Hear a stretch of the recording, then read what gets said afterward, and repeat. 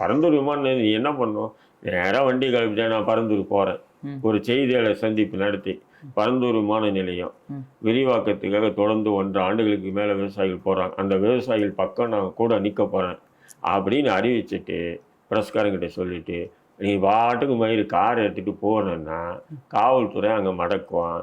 நீ மீறி போவ, உன்னை அரெஸ்ட் பண்ணி எடுத்துகிட்டு வருவோம். இது அரசியல். அப்ப என்ன பயப்படுறாரா அவரு? விஜய் வந்து பயப்படுறாரு. இப்ப வெறும் பேச்சுன்னு சொன்னீங்க, ஆனா சட்ட போராட்டம் நடத்துவேன்னு சொல்றாரு. எந்த மாதிரி போராட்டம்? நீ அங்க போய் இறங்கி அந்த மண்ணுல நீ இறங்கவே கீழே கேரவன்ல உட்காந்துட்டு பேசிட்டு வர. அவர்தான் அனுமதி கொடுக்கலையே, அப்புறம் எப்படி அவர் இறங்குவார்? எனக்கு அங்க அனுமதி கொடுக்கல, என்னை காலில் வந்து களத்தை வந்து எனக்கு மிதிக்க விடல அப்படின்னு சொல்றாரு அவரு. சார் எந்த போராட்டத்துக்கு எந்த தலைவருக்கு சார் அனுமதி கோரி இருக்காங்க, அனுமதி கொடுத்துருக்காங்க? அதை சொல்லுங்க. அந்த அடிப்படை அறிவு கூட முட்டா கூக்கு இல்லையா அவனுக்கு?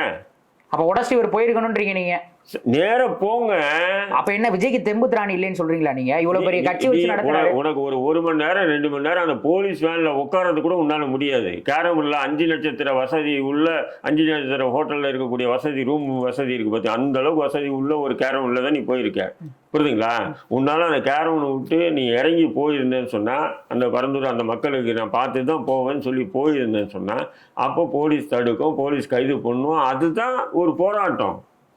நீ செய்தியாளர்களை சந்திக்க மாட்ட, நீ மண்ணிலே இறங்க மாட்ட, பெரும்பாலும் நீ வீட்டில் உட்காந்துக்கிட்டே நீ பெரியார் சிலைக்கு மாலை போட்டுருவ. வேற யாரும் எந்த அரசியல் கட்சி தலைவர்கள் இந்த மாதிரி பண்றது இல்லையா? யார் பண்றா? யாருமே பண்றது ஏன்னு உங்களுக்கு கேட்கிறேன். இப்ப கேரவன்லயே வர்றாங்கன்னா இப்ப மத்தவங்க அரசியல் பிரச்சாரம் ஆனானப்பட்ட எம்ஜிஆர் அது மாதிரி அரசியல் பண்ணலீங்க, கேரவன் விட்டு இறங்காம பண்ணது இல்லைங்க. குக்கிராமங்கள் எல்லாம் போயிருக்காருங்க அவரு எம்ஜிஆர்.